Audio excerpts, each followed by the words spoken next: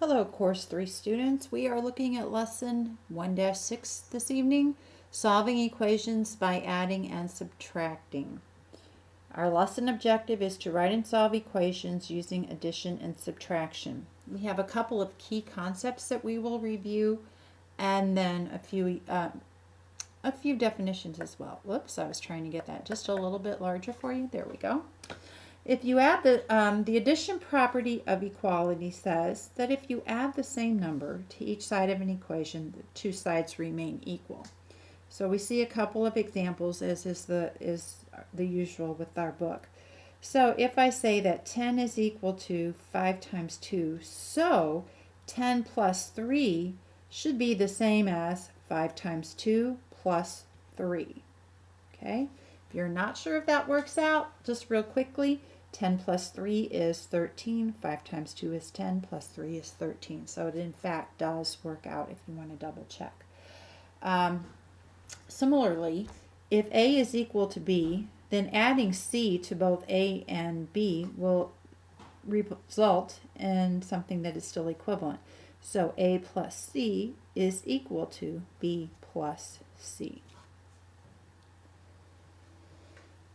The subtraction property is very similar. If you subtract the same number from each side of an equation, the two sides remain equal. So I'll start out again with 10 is equal to 5 times 2. So 10 minus 3 is equal to 5 times 2 minus 3. Okay, in both cases, if you simplify these expressions, you will see that in each case you get the difference of 7, or the result of 7. If A minus B, if A equals B, then A minus C is equal to B minus C. So in this case, C being the value that I am subtracting from each side of that equation. Okay, so again, the addition property of equality basically says add the same thing to each side of an equation, the sides remain equal. Subtraction property of equality, subtract the same number from each side of an equation and the two sides remain equal. Okay, now to the nitty-gritty here. An equation is a mathematical sentence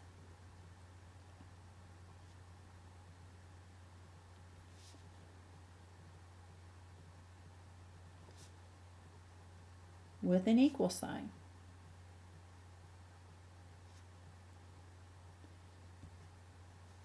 Remember that an expression does not have an equal sign. So if we're looking at just an expression, it's not going to have an equal sign, but when we get to an equation, it will. A solution to an equation is any value that makes the equation true.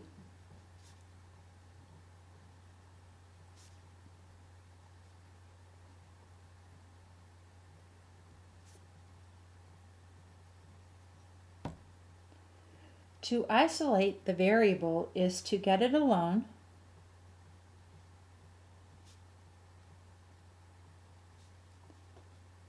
on one side of an equation. Very important when we solve equations algebraically, which is where we're going with this, okay? And inverse operations are operations that undo each other.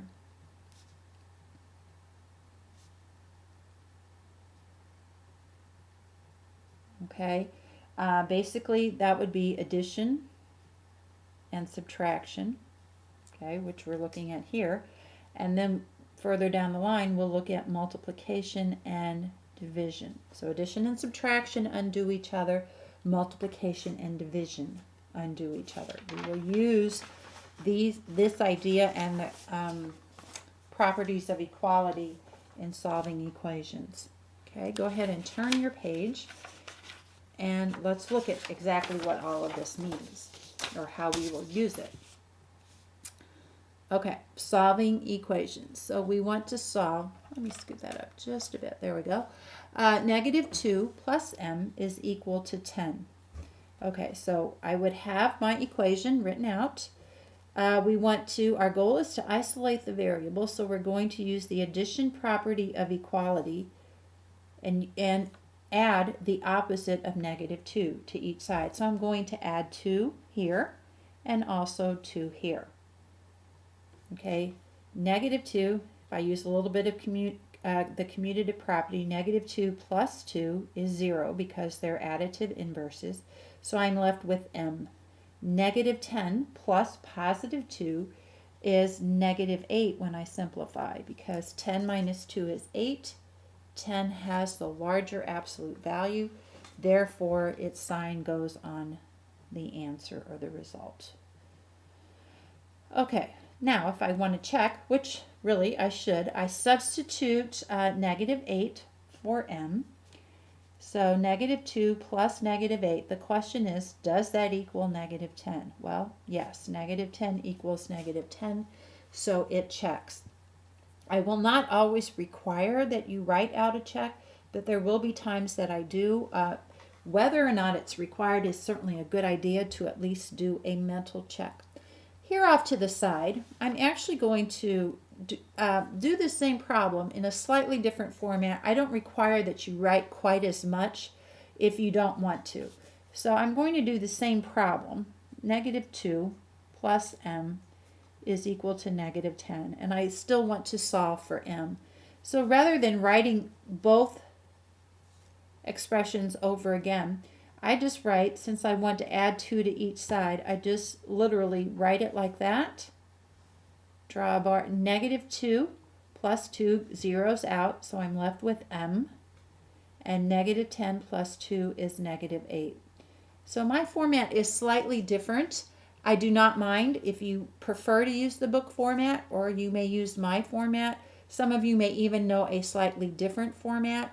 If it's organized and correct and readable, I'm probably going to let you use it. I'm not overly picky, thinking that my way is the only way. But you might want to double check with me before you start doing something different, okay, on a regular basis anyway.